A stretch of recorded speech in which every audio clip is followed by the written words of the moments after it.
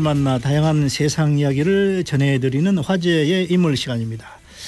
여권의 아성인 대구에서 야당 후보가 또 야당의 텃밭인 전주와 순천에서 여당 후보가 당선된 것은 20대 총선에서 가장 두드러진 결과로 기록이 될 것으로 보입니다. 오늘 새누리당 순천 이정현 당선자 전화로 만나보겠습니다. 당선자님 안녕하십니까? 네, 안녕하십니까. 이정현입니다. 네. 제가 아직 목이 좀 안 풀려가지고 목소리가 좀 안 좋습니다. 양해 바랍니다. 예. 자, 우리 당선자께서는 저희 교통방송과의 인연도 좀 솔찬히 좀 있어요. 2년 전에 또 네. 칼럼도 하셨었고 인터뷰도 하셨었고 오늘 이렇게 시간을 내주셔서 고맙습니다. 제가 감사합니다. 예. 지금 호남 쪽 유일의 앞서 말씀드렸습니다만은 호남 쪽의 유일한 그 새누리당 당선자이십니다. 그래서 이번 20대 국회에 임하는 각오가 좀 남다르실 것 같은데 말씀입니다. 이번 선거 결과 어떻게 받아들이고 계십니까? 정말 순천 시민들이 한없이 제가 존경스럽죠. 그리고 고맙고 감사하고요. 사실 전국적으로 새누리당 엄청나게 심판을 받는 분위기 속에서 또 문재인 전 또 대통령 후보가 오셔서 막 무릎을 꿇고 시장바닥에서 머리를 이렇게 하고 또 녹색 돌풍이 바로 옆에 불어서 우윤근 의원 같은 경우도 어려운 일을 당했는데 순천 시민들이 꿋꿋하게 이렇게 저를 신뢰해 주시고 또 저에게 다시 한번 일할 수 있도록 이렇게 재선의 힘을 주셔서 너무 감사하고 고맙죠. 예, 감사드립니다. 네. 자, 승자도 있을 것이고 패자도 있을 것이고 어떻게 우윤근 의원하고는 인사도 하고 그러셨습니까? 고등학교 동창이고 짝꿍이고 그래서 워낙 가까운 사이고 또 만나서 위로도 하고 그래서 또 다음 기회를 보자고 하고 서로 격려하고 위로도 했습니다. 예, 서로 격려하고 위로도 해주셨군요. 자, 이번 20대 국회에서 어떤 역할을 하실지 의정표획에 대해서 좀 말씀을 한번 듣고 싶습니다. 우선은 저는 이제 정치를 시작한 지 33년이 됐고요. 예. 95년부터 호남에서만 출마를 해서 21년 동안 떨어지고 2년 동안에 지금 보궐선거를 출마를 했기 때문에 2번 당선이 됐습니다.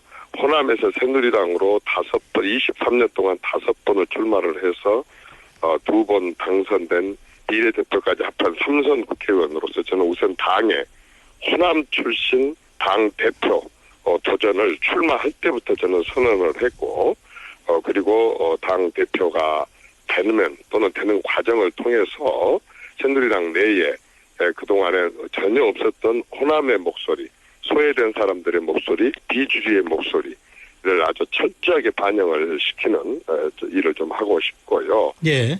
그다음에 제가 이제 우리 광주 전남에 굉장히 굵직굵직한 지금 큰 그 국책 사업들이 추진이 안 되고 있거나 되고 있어도 지지부진한 것들이 있습니다. 예. 그런 부분들 특히 광양만권 활성화 대책은 우리 광주 전남 전체에 굉장히 큰 영향을 미칠 수 있는데 작년 12월 5일 날 국무회의에서 해양수산부 장관이 2025년까지 약 25조 원의 민자와 국비를 쏟아붓겠다는 계획을 발표를 했는데 그 계획이 실현되도록 제가 적극적으로 추진할 생각입니다. 알겠습니다.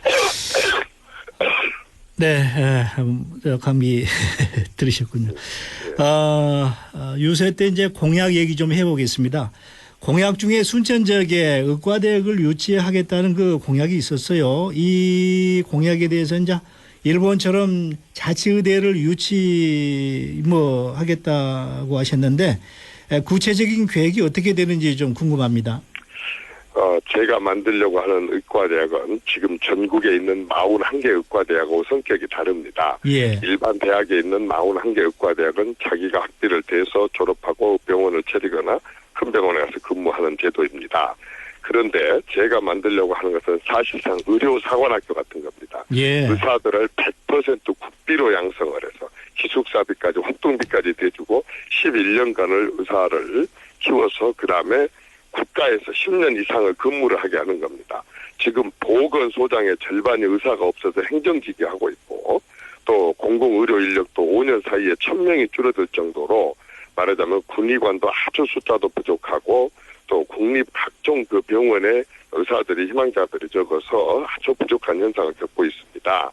그렇게 된다면 결국 누가 손해를 보냐면 농촌, 어촌, 산촌, 외딴 섬이나 군인들이나 이렇게 그 의료 취약 지역 사람들이 손해를 보고 서민들이 손해를 보게 됩니다. 예. 이대로 방치하면 갈수록 그게 어렵고 일반 의사들은 그런 데를 가려고 하지도 않고 그래서 일본은 1972년도에 자치의대를 만들어서 내가 아까 얘기한 것처럼 국가에서 의사를 키워가지고 10년 이상을 국가에서 근무를 하게 했더니 이런 문제가 딱 해결이 됐습니다. 예. 그래서 우리나라에도 이제 국비로 의사를 양성을 해서 10년 이상 근무하게 하는 그런 제도를 도입하자는 것이고 예. 전국적으로 의과대학이 하나도 없는 유일한 도가 전라남도입니다.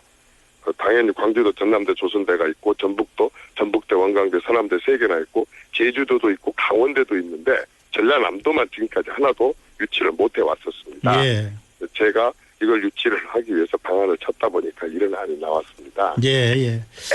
자, 아무튼 간에 꼭 이 공약이 좀 실현이 됐으면 좋겠습니다. 자, 현재 순천 신대지구 개발과 관련해서 이제 의원님의 공약에 대해 지역민들의 관심이 좀 큽니다. 더 자세한 말씀 한번 들어보겠습니다.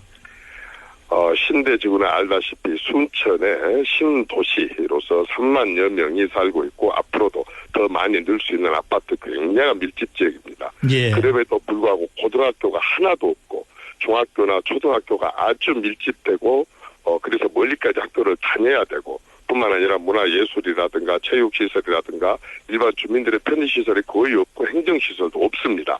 이게 어떻게 이렇게 됐느냐 하는 것을 제가 원인을 파악을 해봤더니 예. 대단한 문제점이 생겼습니다. 찾아냈습니다. 그건 뭐냐면 원래는 광양을 전국에 8개가 있는 말하자면 경제자유구역으로 지정을 하면서 외국 기업과 외국인들이 많이 몰려올 거다. 그러면 이런 외국인들을 위해서 완전히 전원주택을 지으려고 원래 그 부지를 만들어 놨습니다. 예. 그래서 외국인 병원, 외국인 학교, 외국인 쇼핑몰까지 이렇게 딱 준비를 해놨는데 외국인들이 안 들어와 버리는 겁니다.